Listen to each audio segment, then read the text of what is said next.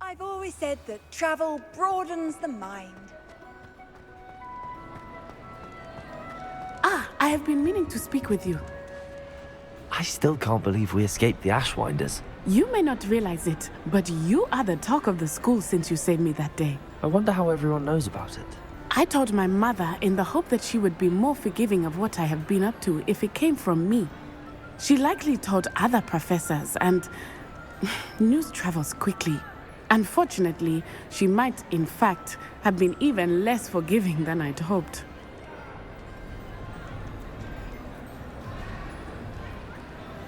If she knew more about what you've done, I suspect she'd be proud. If she knew any more about what I've done, she would never let me out of her sight again. I'm sorry. Has Officer Singer done anything with the evidence we provided? She has not. Harlow is as strong as ever. Someone needs to stop him, whether it is us or Officer Singer. If someone had stopped the monsters like him in Matabeleland, my father would be alive today. What exactly happened to your father? It was a beautiful day. My mother had gone to tend to a neighbor who was ill, and so my father and I were galloping in the savannah. Galloping? Your father was also an animagus, I take it? He could become the most majestic giraffe, and he would carry me on his back, my arms around his neck. We were on our way home when we surprised a group of bandits who had come from our village. One of them saw me just as he removed a scarf from his face. He shouted and then aimed his rifle. He didn't want you to identify him. Exactly. In an instant, my father bowed his neck to protect me and was hit. As he fell, my father changed back into his human form. When the bandits saw this, they turned and ran in fear. Magic terrified them, and then he was gone. And it was all my fault. Your fault? How so? He died protecting me.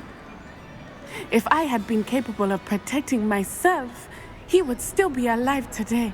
My mother and I tried to go on without him, but it became too much for us there.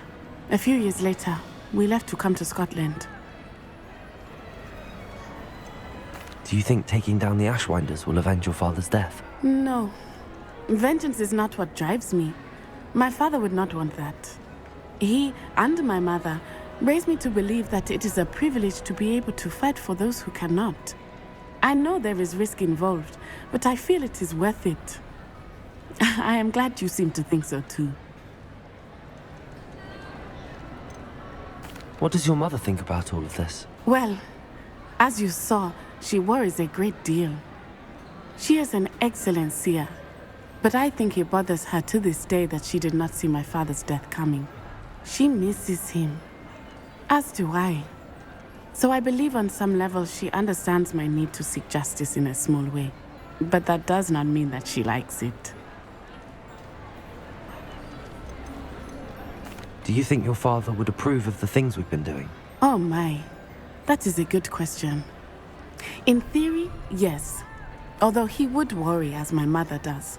But I think he, of all people, would understand my persistence. My father never shied away from a fight for good, no matter how ruthless the foe. And I think he would have enjoyed knowing that I had a compatriot like you.